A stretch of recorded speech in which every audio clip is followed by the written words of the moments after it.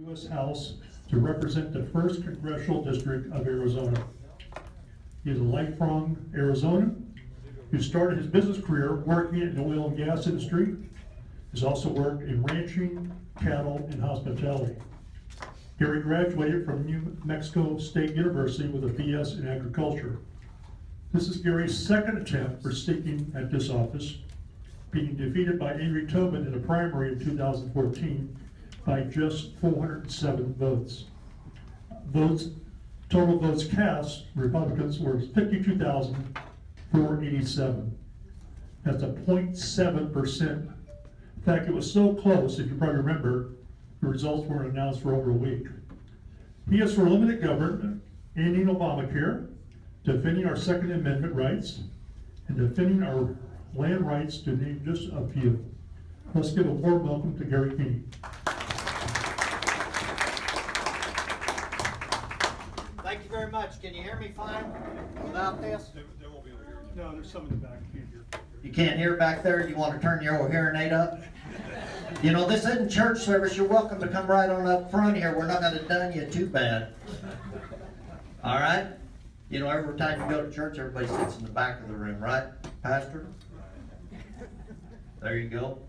Once again, my name is Gary Kiehne. I live in the small town of Eager. I was actually born in Springerville in 1956, which is pretty unique for a congressional candidate to actually have been born in their district. Additionally, I live in the district, which is pretty unique in this race.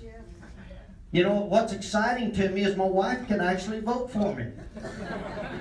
My opponents can't vote for themselves and their wives can't vote for them. Isn't that something? Now, would you vote for a man that's wife wouldn't vote for him? Huh? Isn't this incredible?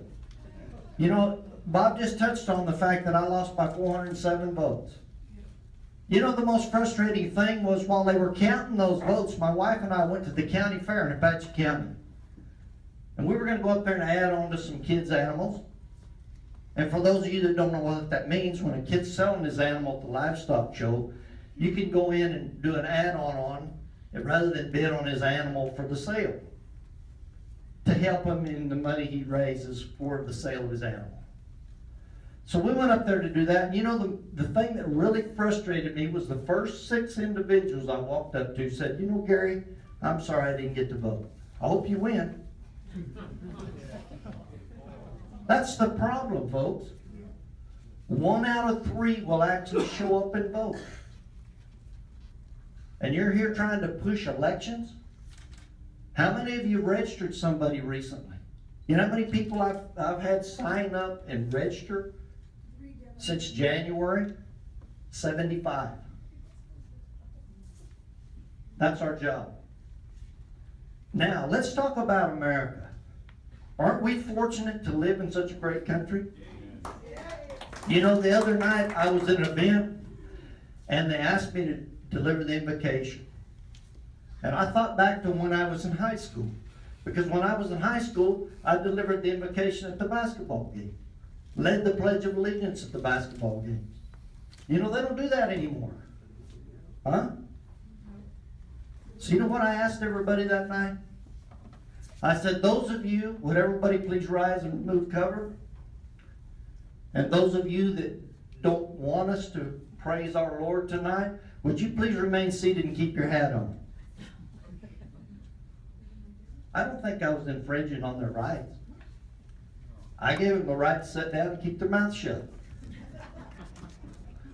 Now let's talk about our problems in this country. How many of you are concerned with our national debt? How many of you actually live in CD4 rather than CD1? So there are a few of you that can actually vote for me, and I appreciate that. Those of you that haven't signed my petition, we've got them back here, and we'd love for you to get on the signature, because we got to get 2,000 of them. Let's talk about this national debt and how we pay it. You know, and none of you can't see that, so I'm just going to use this slide right here. You know, in 1776, we started with 13 colonies right here in the East, right? By 1780, we were losing the war for independence because of lack of funding. So what did our forefathers do? Did they raise taxes? Huh?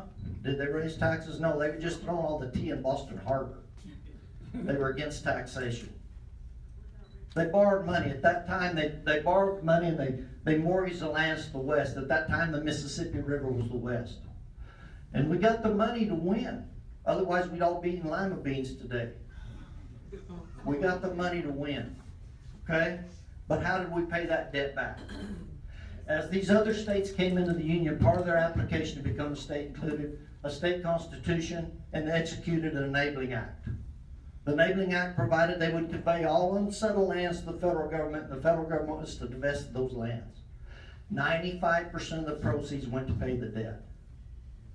5% went to the states to set up their schools and infrastructure. Now, when you get to the Montana-North Dakota line and the New Mexico-Texas line and you proceed west, 50% of the lands are still subject to those very enabling acts we just talked about. That's roughly 606 million acres. But what would 606 million acres have to bring to pay $18.5 trillion of debt?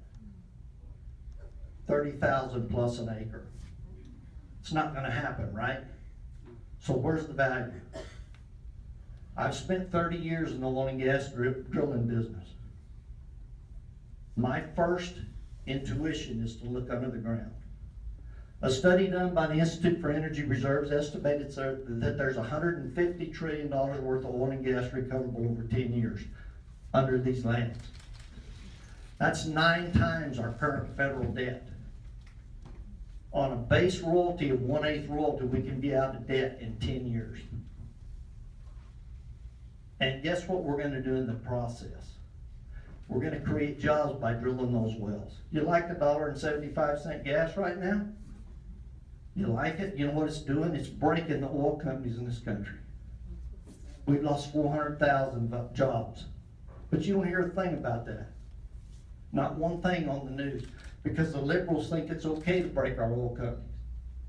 The fact is, when we have to come back, you're going to love $7 gas. You're going to love it. Because that's where it's headed. But if we will develop and produce our natural resources on the federal lands, we can become totally energy independent of the Middle East. We can pay our debt, and we can create a ton of jobs. What's important about the XL pipeline? You know, an interesting thing that you may not be aware of is we have an abundance of crude right now. Right? We're stockpiling it. The thing that you don't know because you're not in the industry is the crude that we're stockpiling is coming out of shale wells. Because we've been drilling horizontally in shale wells and we've been fracture stimulating. It's a high gravity crude, 38 plus gravity. West Texas Intermediate is 32 to 35 gravity crude. When I speak of gravity, it's thickness. The 28 gravity crude that comes from Canada that would be brought to us through the XL pipeline is 28 gravity. The importance of that is that our refineries were designed to refine West Texas Intermediate, the 32 to 34 gravity crude. When you blend the high gravity crude that we have discovered through shale with the 28 gravity crude from Canada, you then have a product that's refinable in our refineries and has a profit margin. The profit margin in refining is based upon the diesel to gas ratio generated when you refine the product. The higher the gravity crude, the lower the diesel to gas ratio. So our refineries who are independent don't want the crude.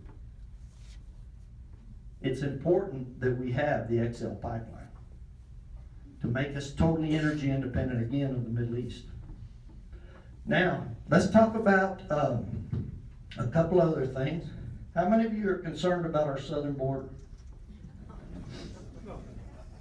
Huh? Oh, come on, you're not really worried about it, are you?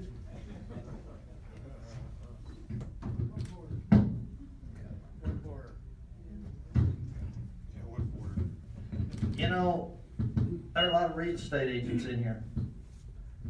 I had a real estate license here in Arizona. I'm a petroleum landman by trade. And what that means is I go do title work to determine who the mineral estate is owned by, negotiate the oil and gas lease, do all the drilling contracts. And so I'm concerned about surface management. And every politician that runs tell you they're gonna secure the border, don't they? Every one of them. Now I wanna tell you why they're having a difficult time figuring out how to secure it. Let's look at the surface management of the state of Arizona. What you see in white is private land. That represents 14 to 17%. Can you all see that? Oh, 14 to 17% of the state, depending on who you ask. That means 14% of the land are bearing 100% of the cost of our infrastructure. That's the only ones that are paying taxes. What you see in blue is state land, state trust land. The state trust land, the revenue generated from that set aside for our school systems. What you see in these other colors are managed by the federal government. This is BLM, this is Forest Service and Park Service, this is Forest Service, this is BIA. Incidentally, in our district, there are 9 Native American tribes. It's all managed by the BIA. So let's start down here in the southern border and let's talk about from Yuma to Sonoita. What the problem is with securing our southern border. On the Mexican side is Highway 2, runs parallel to the border. You can throw a rock to the United States. When you start in Yuma and you proceed east, the first 65 miles plus or minus is the Berry Goldwater bombing range. Nobody patrols it. And where they have built the fence, if they built 15 miles of fence, that means you gotta drive 16 miles on Highway 2 to walk 20 to hit Interstate 8. And when they hit Interstate 8, they're gone like a covey of quail. The next 65 miles you hit is the Cabeza Prieta Wilderness Area. You know what's important about a wilderness area? You can't land a helicopter, you can't run a welding machine, you can't drive a vehicle, so how do you deliver the materials or construct a fence? Huh? The next 45 miles is the Oregon Pipe Wilderness Area, same problem. Except the unique thing about the Oregon Pipe Wilderness Area is they kept a right of way through the middle of it for tourists to drive around, and there's signs saying enter at your own risk. Smugglers known to be here. Isn't that great? Then you get right down here to the Tohono O'odham Indian Reservation. It's wide open. Finally, you get right down here by Nogales, and there's some state land. We can actually build a fence. We can hold it. You think that little white and blue mark right there is going to secure our southern border? And I'll tell you how smart we are. Where we have built our fence, we've built a property line fence. If you and I are neighbors and we build a fence between us, you can cut it from your side and I can't do a thing about it. That's what we've done. Mexicans cut it from their side. They step back 6 foot and the border patrol pulls up. Como está, amigo? Can't do a thing about it. Here's what we need to do, in my opinion. We need to take a portion of that border back from the wilderness areas, from the bombing range. And then when we build our fence, instead of building it right on the border, we build it 3 to 5 to 10 miles in, depending on the terrain, so you can gerrymander that fence around the mountain ranges instead of trying to go over the top of them. It's more cost effective. You can actually build a road and you can patrol it.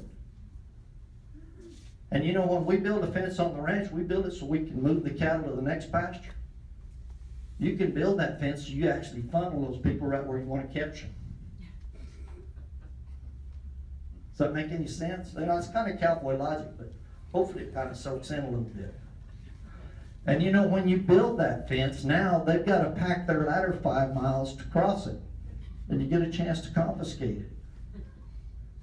You now have a demilitarized zone you can actually catch them in. Does it make sense? Any questions? No questions? Depends on who your president is. All right. Let's talk about another thing that I think is near and dear to everybody's heart. It's called entitlements. How many million people were counted in the 2010 census in this country? 320 million, give or take a few. Doesn't mean they're citizens, that just means they were head count. Okay? What percentage of those are on an entitlement program? Well, Romney got in trouble for saying 47%, and I think it's gone up since, right? Let's just use 50% for easy figuring, because I'm kind of dumb in math. 50% of 320 million is 160 million people drawing a check and not working. That's one half. But the biggest question for you today is, what percentage of those do you think are fraudulent claims? 20, 35%. In Medicare alone, 25 to 40%. Let's use 25% for easy figuring. 25% of 160 million is what? 40? Right, 40 million.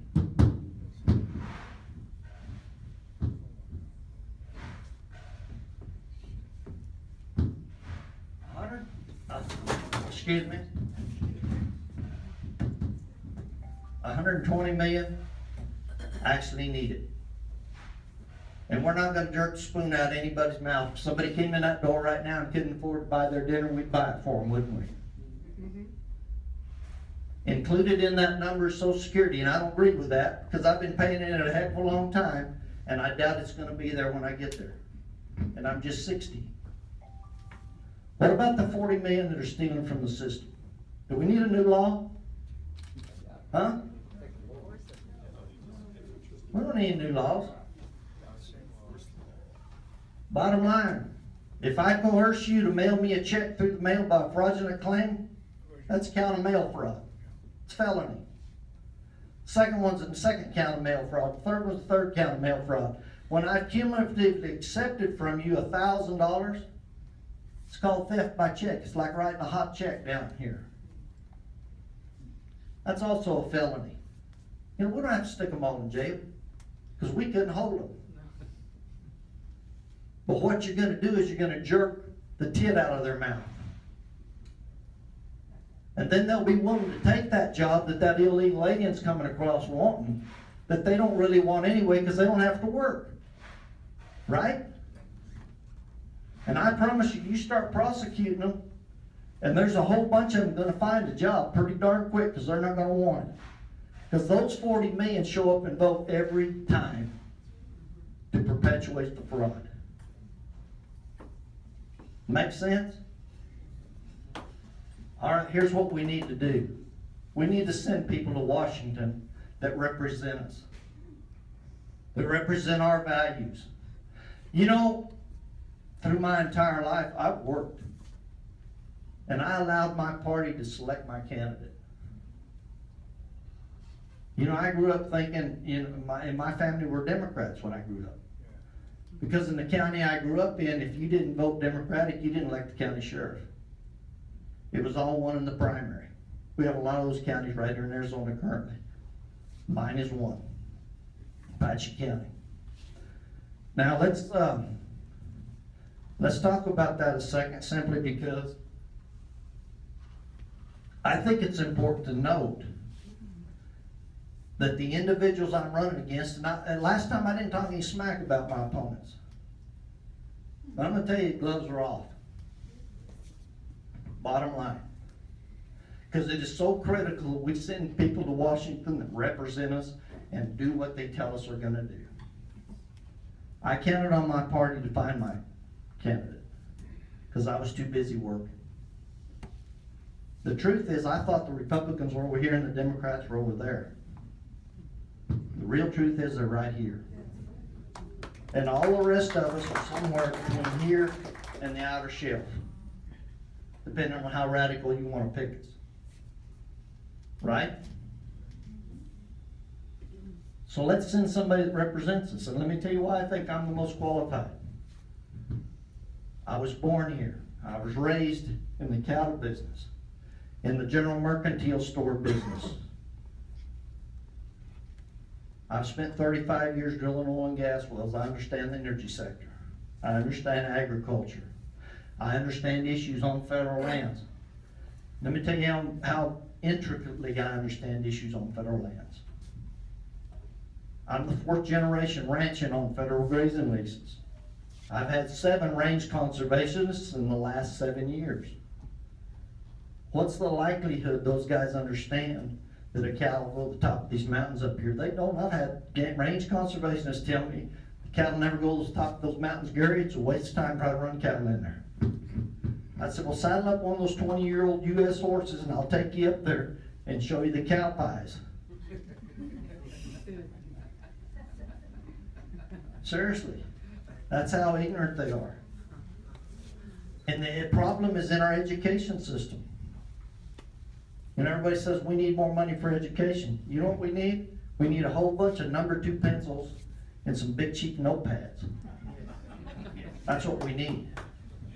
We need to quit letting every kid come to class with a computer and a cell phone and a calculator.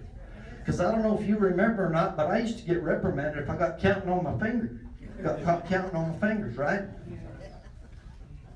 The frustrating thing as an employer, the average person that comes to one of my hotels and applies for a job is between 18 and 24 years old. It's generally a young lady with 1 to 3 kids. She's stuck in the system. None of them can tell you time without looking at a digital clock. They can't give you a change for a $100 bill, and they can't give you directions to the dadgum grocery store without asking Sirius how to get there. The basics, folks, reading, writing, and arithmetic. That's what we gotta have, and we're not teaching it. We're not even teaching cursive writing anymore. Is that incredible? Well, they don't have to spell, they can just spell check. Right, yeah. You know, it's incredible. Are there any questions? One more thing. Yes, sir. 90 million people are on jobs from illegal aliens. That's another thing Congress did not help us with. You know, Thank you know you what very your much for Congress being up did? there. You know what your Congress did? They just passed a budget Yeah. that allows this president to do everything he's wanted to do all the way through the end of his term. Now, isn't that crazy? You know, we were promised in the last election, if we sent Republicans up there, that they would control the purse strings. Yeah, right. What a joke. Yep. Yes, sir.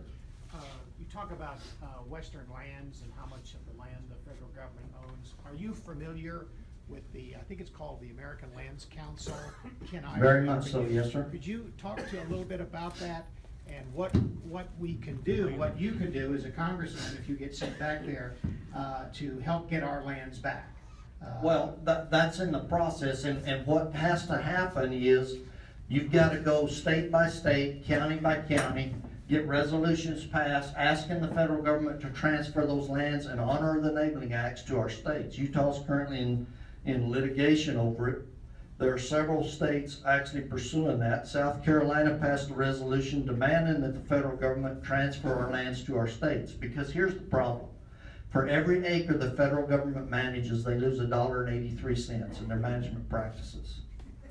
For every acre the states manage in the West, they make $6.29 acre profit. So who's better to manage?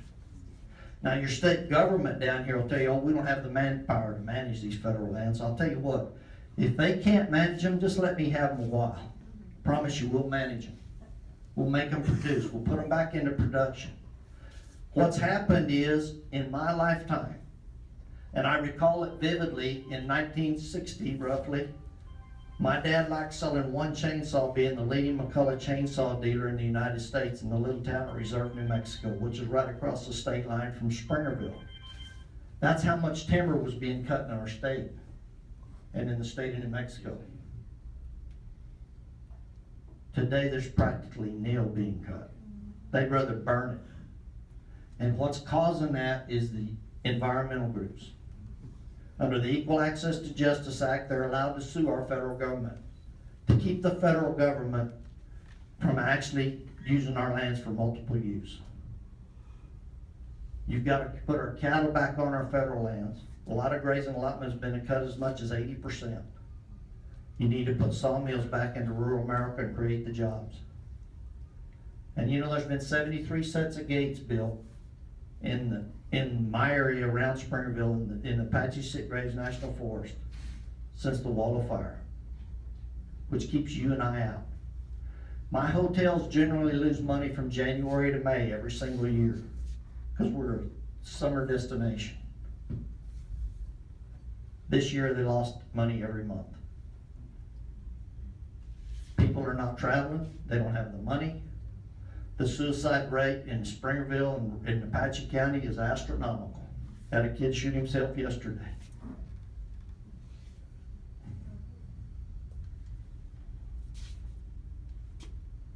You tell me that's not frustration.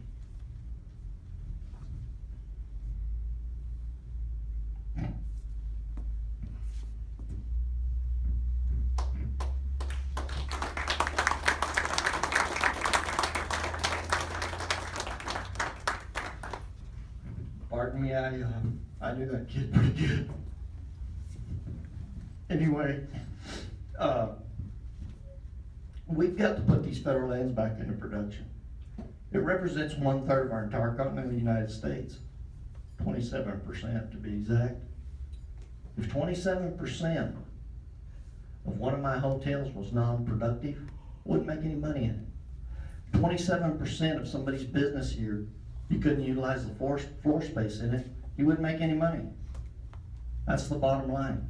27% of your Comfort Inn was shut down, you wouldn't make a dime.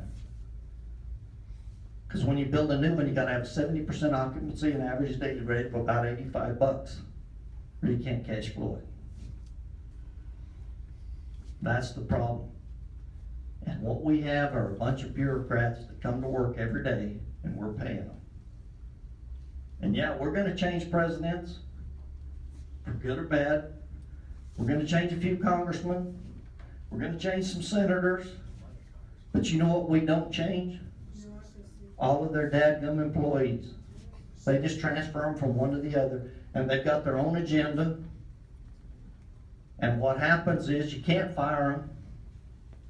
They got their own agenda, so they just sit there 2 years and wait till your congressman has to run for re-election. Or they wait 4 years till your president's out. We're invaded with incompetence. Thank you very much. I appreciate the opportunity to visit with you. Now, before you leave, have you ever been to a horse race? Huh? Did you bet on the horses, man? Oh, sure. If you didn't, you'd have been bored after the second one, right? But if you'll buy a $5 ticket on a horse, and I don't care if it's win, place, or show, you'll be at the finish line with all the drunks cheering like a son of a gun when it crosses, right? The secret to winning this race is the guy that raises the most money. Now, I went out and bought a lottery ticket this morning. Shows you how dadgum confident I am, or optimistic, or stupid, one or the other. But you know, I figure I might have just about as much chance of winning that lottery as I will from getting a donation from Randy Grosseto. Thank you very much.